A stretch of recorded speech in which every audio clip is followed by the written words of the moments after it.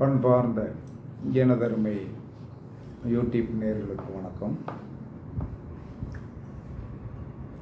இன்னைக்கு என்ன சொல்கிறேன்னா, ஒரு முக்கியமான ஒரு பதிவு. இந்த பதிவு என்னென்னா, விஷ நட்சத்திரங்கள் அப்படின்ற விஷ நட்சத்திரம் ஒவ்வொரு மாதத்திற்கும் என்ன சொல்லலாம்னா உங்களுக்கு என்ன சொல்லலாம்னா ஒரு 7 நட்சத்திரங்களை ஒதுக்கித்தாங்க. எதுக்கு ஒதுக்கணும் அப்படின்னா, அதற்கு விவரம் சொல்கிறேன். அமாவாசை ஏற்படுகின்ற நட்சத்திரம் ஒன்று, சூரியனும் சந்திரனும் அக்கீருட்ட ஒன்று சேர்ற நட்சத்திரம். அந்த அக்கீருட்ட ஒன்று சேர்ற நட்சத்திரத்தை நம்ம மாதம் தெரிஞ்சு வச்சுக்கிறோம். அப்போ மாதம் தெரிந்து வைத்து கொண்டு என்ன செய்யணும்னா, நம்ம குறித்து வச்சுக்கிறோம்.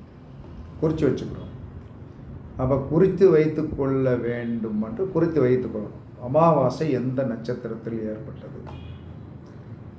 அந்த நட்சத்திரத்திலிருந்து 2வது நட்சத்திரத்தில் ஏதாவது ஒரு காரியம் செய்தால் விரோதமும் பகையும் வந்துடும். விரோதம் ப்ளஸ் பகை வந்துடும். அமாவாசை ஏற்பட்ட நட்சத்திரத்திலிருந்து 2வது நட்சத்திரத்தில் ஒரு காரியம் செய்தால் விரோதம் பகை கண்டிப்பாக வந்துடும். அதற்கடுத்து அமாவாசை ஏற்பட்ட நட்சத்திரத்திலிருந்து 6வது நட்சத்திரத்தில் ஒரு காரியம் செய்ய நேர்ந்தால் அடித்தடி சண்டை, போலீஸ் ஸ்டேஷன் வரைக்கும் போக வேண்டி வந்துடும். போலீஸ் ஸ்டேஷன் வரைக்கும் உறுதியாக போக வேண்டி வரும். அதனால் அமாவாசை ஏற்பட்ட நட்சத்திரத்திலிருந்து 6வது நட்சத்திரத்தை சுத்தமாக ஒதுக்கிடணும். இது ஒரு அதுக்கு அடுத்து என்ன சொல்கிறாங்கன்னா, அமாவாசை ஏற்பட்ட நட்சத்திரத்திலிருந்து 9வது நட்சத்திரத்தில் எந்த சுபகாரியமும் செய்யக்கூடாது. அன்னைக்கு ஒரு நல்ல காரியம் வீட்டில் என்ன சொல்கிறான்னா, ஒரு பால் காய்ச்சுதல், ஒரு வளைகாப்பு வைத்தல், குழந்தை கூட பிறந்ததுன்னா கஷ்டம்தான். அப்போ அது என்ன சொல்கிறான்னா, அந்த 9வது நட்சத்திரம் சுபகாரியம் செய்யக்கூடாது. எந்த சுபகாரியம் செய்யக்கூடாது. அது என்ன செய்யும்னா, காலமெல்லாம் மன உளைச்சலை கொடுக்கும். காலமெல்லாம் ஒரு மன உளைச்சல், மன நிம்மதியின்மை, போராட்டம் அப்படிங்கிறத கொடுத்துரும். அதனால் 9வது நட்சத்திரத்தை விலக்கித்தான் ஆகணும்.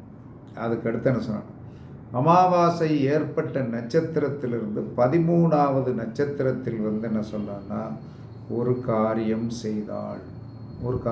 செய்தால் நோய் வந்துடும். அந்த அமாவாசை ஏற்பட்ட நட்சத்திரத்தில் 13வது நட்சத்திரத்தில் போய் ஒருத்தர் ஒரு நோய் ஏற்பட்டு போச்சு, ஆஸ்பத்திரியில் சேர்த்தாச்சுன்னா திரும்பி வர்றது கஷ்டம்.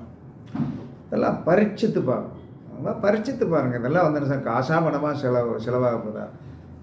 ஒவ்வொரு மாதம் ஏற்படுகின்ற அமாவாசை எந்த நட்சத்திரத்தில் ஏற்படுகிறது, அதுலேருந்து என்னென்ன நட்சத்திரங்களுக்கு என்ன மைனஸ் அப்படிங்கிறது நம்ம என்ன சொல்லலாம்னா, இதை தெரிஞ்சு நம்ம பயன்படுத்துகிறோம். அந்த பயன்பாடு செய்தால் என்ன மைனஸ் வரும் அப்படின்னு சொல்லி வரும்போது, அமாவாசை ஏற்பட்ட நட்சத்திரத்திலிருந்து 13வது நட்சத்திரம் நோய் வரும். மருத்துவ செலவு ஸ்பீடாக போயிடும். அதில் என்ன சொல்கிறாருன்னா, நீங்கள் வைத்தியம் பார்க்க போவதோ, டாக்டர்கிட்ட பிளட் செக் பண்ண போவதோ, அல்லது சுகருக்கு இன்றைக்கி தான் போய் டெஸ்ட் பண்ணுறேன் அப்படின்னா ஹை லெவலில் தான் இருக்கும். அதனால் அமாவாசை ஏற்பட்ட நட்சத்திரத்திலிருந்து 13வது நட்சத்திரத்தை விலக்கி விடுங்கள். ஓகேவா? அதுக்கடுத்து 14வது நட்சத்திரம்.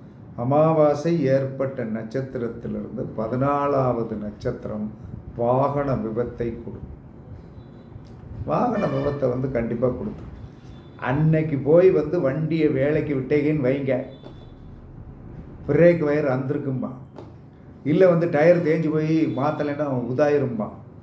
அப்போ நம்ம வந்து அமாவாசை ஏற்பட்ட நட்சத்திரத்திலிருந்து 14வது நட்சத்திரம் 14வது நட்சத்திரம் வந்து என்ன சொல்கிறாங்கன்னா வந்து விபத்து கண்டிப்பாக கொடுக்கும்.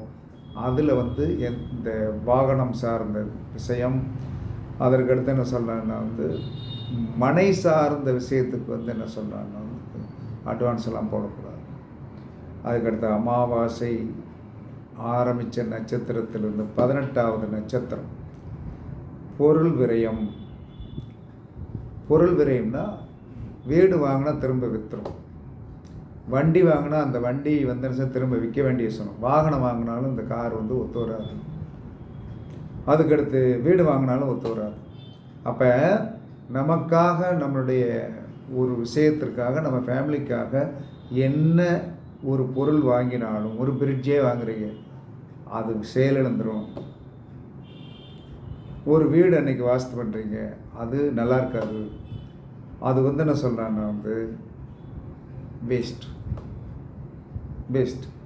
அதுக்கடுத்து அமாவாசை ஏற்பட்ட நட்சத்திரத்திலிருந்து 19வது நட்சம் ஏதாவது ஒரு காரியம் செஞ்சீங்கன்னா துர்செய்தி என்று சொல்லக்கூடிய என்னது இறப்பு சார்ந்த விஷயங்கள் நாம் காதுக்கு கேட்கும்.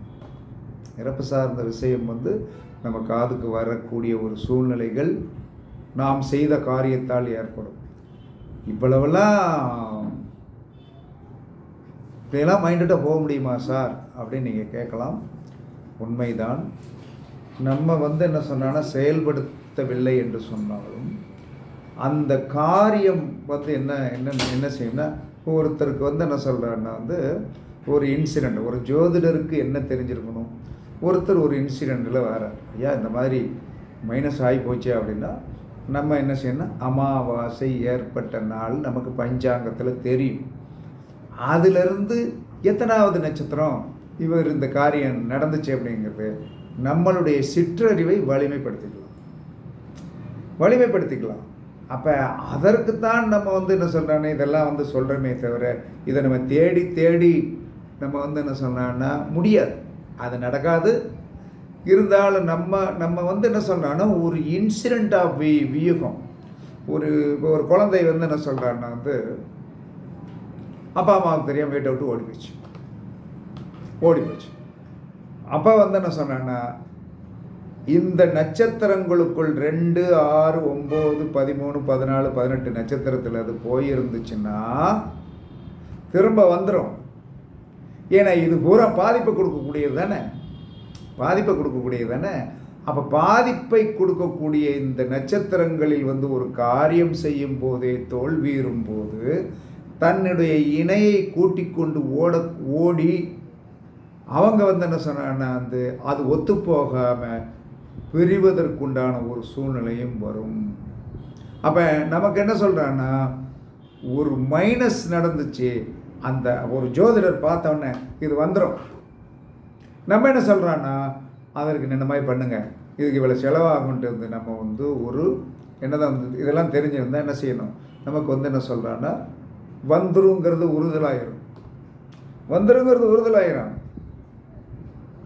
அப்போ இதெல்லாம் ஜோதிடர்கள் வந்து என்ன சொன்னான்னா வந்து ஒரு பக்கத்தில் வந்து குறித்து வைத்து கொண்டாலும், ஜோதிட ஆர்வலர்கள் வந்து ஒரு பக்கத்தில் குறித்து வைத்து கொண்டாலும் இந்த மாதிரி ஒரு அமைப்பை வந்து என்ன சொல்கிறான்னா, இப்போ ஒரு ஆள் ஆஸ்பத்திரியில் வந்து சேர்த்துருக்காங்க, உங்கள்கிட்ட வந்து கேட்குறாங்க, ஐயா நாங்கள் ஆஸ்பத்திரியில் சேர்த்துருக்கோம், ரொம்ப நாளாக வந்து என்ன சொல்கிறான்னா வந்து அவர் வந்து இன்னும் ஐசியூலே இருக்காருன்னா வருவார் வரமாட்டாருங்கிறதுக்கு இந்த கணிதத்தை போட்டு நீங்கள் சொல்லிடலாம். அமாவாசை நடந்த நட்சத்திரம் அந்த மாதத்தில் என்னது, அதுலேருந்து அவர் எத்தனாவது நட்சத்திரத்தில் ஆஸ்பத்திரி போய் அவன் இத்தனை டேட்டுன்னு சொல்லிடலாம், பஞ்சாங்கத்தை பார்த்துடலாம். அப்போ வந்து என்ன சொன்னான்னா ஒருவர் வந்து வெளியே நோய் முடிந்து வெளியே வருவாரா அல்லது வரமாட்டாரா, ஒருவருடைய கல்யாணங்கள் கூட வந்து என்ன சொல்கிறாங்க இந்த மாதிரி நட்சத்திரங்களில் நடந்திருந்தால் அதையும் இதை கண்டுபிடிப்பதற்கு நம்ம பயன்படுத்தலாம். சரி, அதுக்கு என்னையா தீர்வு அப்படின்னா நமக்கு விவாக சக்கரம்னு ஒன்று இருக்குது. பெண் பிறந்த அந்த டேட் ஆஃப் பர்த்தில் சூரியன் எந்த நட்சத்திரத்தில் அது ஒரு கணக்கு இருக்குது. அந்த கணக்கு போட்டு மருதாளிக்கு வந்து என்ன சொல்கிறாங்க, நாள் குறித்து கொடுத்துட்டோம்னா சால்வேஷன் பண்ணலாம் அப்படிங்கிறது. இது வந்து ஒரு அற்புதமான விஷயம். இதை எப்படி பயன்படுத்திக்கலாம், மைனஸான விஷயங்கள் நடக்காமல் இருக்கிறதுக்கும் நம்ம இதை யூஸ் பண்ணலாம். மைனஸ் நடந்திருக்கா, தப்பான காலத்தில் இந்த தப்பு நடந்திருக்கா, அப்போ தப்பான காலத்தில் நடந்திருந்தால் அது மைனஸ் தான். இல்லை, இதை வந்து என்ன சொல்கிறான்னா வந்து ஒரு தப்பானது நடந்திருக்கு அப்படின்னா அந்த தப்பை வந்து ரிலீஸ் பண்ணி கொண்டு வருவதற்கும் நமக்கு வாய்ப்புகள் இதை மூலமாக நீங்கள் தெரிஞ்சுக்கிட்டீங்கன்னா பலவிதமான நன்மைகள் உங்களுக்கு இருக்குது என்பதற்காக இன்றைக்கி இந்த வீடியோவை போட்டிருக்கேன். பார்த்து பயன்பெறுங்கள். எல்லாரும் வந்து என்ன சொல்கிறாங்கன்னா வந்து சில விஷயங்கள் வந்து என்ன சொல்கிறான்னா வந்து நல்லா படிங்க. என்னை பொறுத்தவரை ஒரே ஒரு விஷயம் தான் சொல்வேன், உங்களுக்கு நல்லா பிடிச்சா நல்லா பாருங்கள், சப்ஸ்கிரைப் பண்ணுங்கள், உங்கள் ஃப்ரெண்ட்ஸுக்கு சொல்லுங்கள், எல்லாம் பண்ணுங்கள். ஜாதகம் பார்க்க வரலாம், நிறைய பேர் வரணுங்காங்க, வாங்க. ரெண்டாவது என்ன சொன்னான்னா ஆன்லைன்லாம் நேரத்தில் நான் படுக்கும்போது 11:15 மணி அப்போ நல்லா வந்து சர்வீஸ் பண்ணுவேன். சர்வீஸ் பண்ணுறதுக்கு நீங்கள் என்ன சொன்னான்னா என்னுடைய போக்குப்படி விட்டீங்கன்னா உங்களுக்கு எல்லா விஷயத்தையும் நான் சொல்லிடுவேன். அதாவது வந்து இது ஒரு நான் படித்த விதங்கள் அப்படி. இந்த ஜோதிடர்கிட்ட போய் நம்ம வந்து தர்க்கம் பண்ணுவதெல்லாம் வேண்டாம். உங்களுக்கு நிறைய தெரிஞ்சிருக்கலாம், ஆனால் உங்களோட நான் நிறையா படிச்சிருக்கேன். என்ன காரணம்னா வந்து என்ன சொன்னால் நிறைய விஷயங்கள் எனக்கு தெரியும். இந்த மாதிரி வந்து என்ன சொன்னேன்னா இன்றைக்கி 2 வீடியோ, இன்றைக்கி ஒரு வீடியோ போட்டு இன்னொரு வீடியோ போடுவேன்.